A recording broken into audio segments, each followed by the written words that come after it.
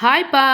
எல்லோரும் எப்படி இருக்கீங்க? எல்லோரும் கண்டிப்பாக இறைவனோட அனுகிரகத்தாலும் ஆசீர்வாதத்தாலும் நல்லா இருப்பீங்க. அதே மாதிரி நாங்களும் ரொம்ப நல்லாயிருக்கோம். இன்றைக்கி நம்மளோட வீடியோவில் என்ன பார்க்க போகிறோம் அப்படின்னா, இன்றைக்கி மாசி மாதத்தில் வரக்கூடிய தேய்பிறை பஞ்சமி தான். இன்றைக்கி தேய்பிறை பஞ்சமி அன்னைக்கு நான் வீட்டில் எப்படி வாராகி அம்மனுக்கு அபிஷேகம், அலங்காரம், ஆராதனை பண்ண அப்படின்றத உங்களுக்கு முழு வீடியோவாக கொடுத்துருக்கேன். மிஸ் பண்ணாமல் பாருங்கள். இந்த வாராகி தேவி யார் அப்படின்னா, சப்த கன்னிகள், அதாவது பார்வதி தேவி கிட்டேருந்து வெளிப்பட்ட சப்த கன்னிகள் 7 கன்னிமார்களில் 5வது கன்னியாக இருக்கிறவங்க தான் இந்த வாராகி தேவி.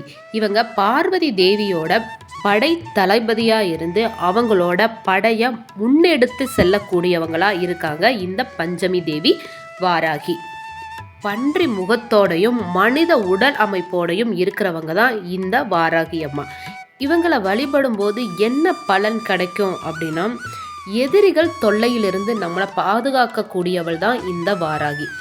எப்படி பார்வதி தேவியோட படைக்கு தளபதியாக இருந்து மக்களை பாதுகாக்கிறாங்களோ, அதே மாதிரி நம்மளோட வீட்டில் முன்னின்று பகைவர்களிடமிருந்து நம்மளை பாதுகாக்கக்கூடிய தெய்வம் தான் அன்னை வாராகி. மிகவும் சக்தி வாய்ந்த பெண் தெய்வங்களில் இவங்களும் ஒன்று. இவங்களை நம்ம வழிபடும் போது நம்ம கிட்ட நேர்மை இருக்கணும். நம்ம கிட்ட நம்ம சைடு நியாயம் இருக்கிற பட்சத்தில் 100க்கு 100% நம்மளோட வேண்டுதலை நிறைவேற்றி கொடுக்குறவள் வாராகி.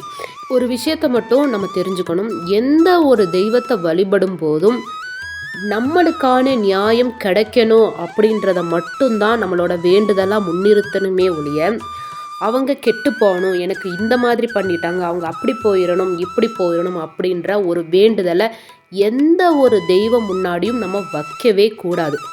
ஏன்னா எண்ணம் போல் வாழ்க்கை அப்படின்ற விஷயத்த நம்ம எல்லாருமே கேள்விப்பட்டிருப்போம். நம்மளோட எண்ணங்கள் எப்படி இருக்கோ அதை நோக்கி தான் இறைவன் நம்மளை வழி நடத்தும். நீங்கள் ஒருத்தவங்க நல்லா இருக்கணும், நாங்களும் நல்லா இருக்கணும் அப்படின்னு சொல்லிட்டு கடவுள்கிட்ட வேண்டி பாருங்களேன், கண்டிப்பாக இந்த பிரபஞ்சமானது உங்களையும் நல்லா வச்சுக்கும். நீங்கள் யாருக்காக வேண்டுறீங்களோ அவங்களையும் ரொம்ப நல்லா வச்சுருக்கும். அதே இது எதிர்மறையாக நீங்கள் வழிபடுறீங்க அப்படின்னா, அவங்களுக்கு என்ன கிடைக்கணும்னு நீங்கள் நினச்சி வழிபடுறீங்களோ அதுதான் உங்களுக்கும் கிடைக்கும். அதனால் எப்பயுமே ஞாபகம் வச்சுக்கோங்க, எல்லாரும் நல்லா இருக்கணும், நாங்களும் நல்லா இருக்கணும் அப்படின்ற எண்ணங்களோட மட்டும்தான் சுவாமி முன்னாடி நின்று நீங்கள் வழிபடணும். வாராகி அம்மாவை பொறுத்தவரையும் இரவு நேர வழிபாடு அவங்களுக்கு ரொம்ப பிடிக்கும். மாலையில் 6 மணிக்கு மேலே இல்லாட்டி 8 மணிக்கு மேலே அவங்களுக்கு பஞ்சமி அன்னைக்கு வழிபடும் போது ரொம்பவுமே சிறப்பு. அவங்களுக்கு நிறைய நைவேத்தியம்லாம் கிடையாதுங்க. கிழங்கு வகைகள், அப்புறம் மாதுளம்பழம், பானகம் கரைச்சி வச்சு அம்பாளுக்கு வழிபடலாம். அவங்களுக்கு செவ்வரளி மலர்கள் சாத்துறது ரொம்பவுமே சிறப்புங்க.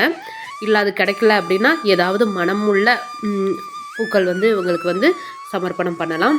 நான் இன்றைக்கி அம்பாளுக்கு என்னென்ன அபிஷேகம் பண்ணேன் அப்படின்னா, பால், தயிர், பன்னீர், சந்தனம், குங்குமம் அப்படின்னு சொல்லிட்டு 5 விதமான அபிஷேகம் பண்ணிவிட்டு அழகாக அம்மாவை துணியால் தொடச்சிட்டு அவங்களுக்கான வஸ்திரம் சாத்திட்டு மஞ்சள் குங்குமம் வச்சு பூக்களால் அலங்கரித்து எனக்கு தெரிஞ்ச வாராகி அம்மன் போற்றி பாடி, எனக்கு கொஞ்சம் செவ்வரளி மலர்கள் இருந்தது, நம்ம செடியிலே இருந்தது, அதை எடுத்து எனக்கு தெரிஞ்ச வாராகி அம்மன் போற்றி பாடி வழிபட்டேன். இன்றைக்கி அம்மாவுக்கு நான் உருளைக்கிழங்கு தான் வேக வச்சுருக்கேன், அப்புறம் பானகம் கரைச்சி வச்சுருக்கேன், அழகாக பூக்களால் அலங்காரம் பண்ணியிருக்கேன்.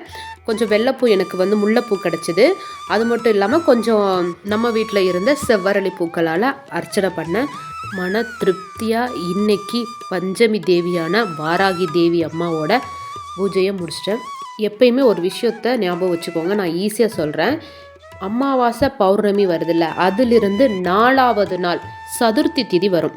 அதாவது தேய்பிறையில் வந்துச்சு அப்படின்னா அது சங்கடகர சதுர்த்தின்னு சொல்லுவாங்க. வளர்பிறையில் வந்துச்சுன்னா அது சதுர்த்தி விரதம் அப்படின்னு சொல்லுவாங்க. 5வது நாள் பஞ்சமி தேவியோட வழிபாடு, அதாவது வாராகி அம்மன் வழிபாடு. 5வது நாள் பஞ்சமி அப்படின்னு சொல்லுவாங்க. வளர்பிறையில் வந்தது அப்படின்னா வளர்பிறை பஞ்சமி, தேய்பிறையில் வந்ததுன்னா தேய்பிறை பஞ்சமி. 6வது நாள் ஆறுமுகனுக்கான நாள், அதாவது சஷ்டி. வளர்பிறை சஷ்டி, தேய்பிறை சஷ்டி. சரிங்களா? இதே மாதிரி அடுத்தடுத்த நாள் அடுத்தடுத்த திதிகள் வரும். நம்மளுக்கு எப்பயுமே மாதத்தில் பெரும்பாலும் நம்ம ஞாபகம் வச்சுக்கிறது சதுர்த்தி திதி, சஷ்டி, பஞ்சமி, பிரதோஷம், ஏகாதசி.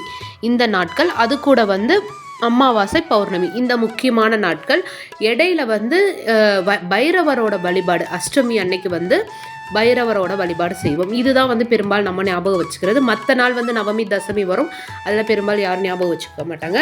இந்த நாட்களில் கரெக்டாக நம்மளுக்கு அந்தந்த திதியை பிடிச்சு நம்ம வழிபடும் போது நம்மளுக்கு சகல சௌபாகியங்களும் கிடைக்கும் அப்படின்னும், சரியான திதியை பிடிச்சு வழிபடும் போது விதியவே மாற்றலாம் அப்படின்ற பழமொழி கூட இருக்குது. திதிக்கேற்ற மாதிரி அந்தந்த தெய்வங்களுக்கு உரிய நாட்களில் அந்தந்த தெய்வங்களை முறையாக வழிபடும் பொழுது நம்மளோட பிறவி பிணி அறுக்கப்பட்டு நம்மளோட கர்மாக்கள், நம்ம கொண்டு வந்த அந்த பிரார்த்த கர்மாக்களை கழிச்சிட்டு நம்ம முக்தியை நோக்கி பயணிக்க முடியும் அப்படின்றது நிதர்சனமான உண்மை. நன்றி. சிவாய நம. வாழ்க வளமுடன்.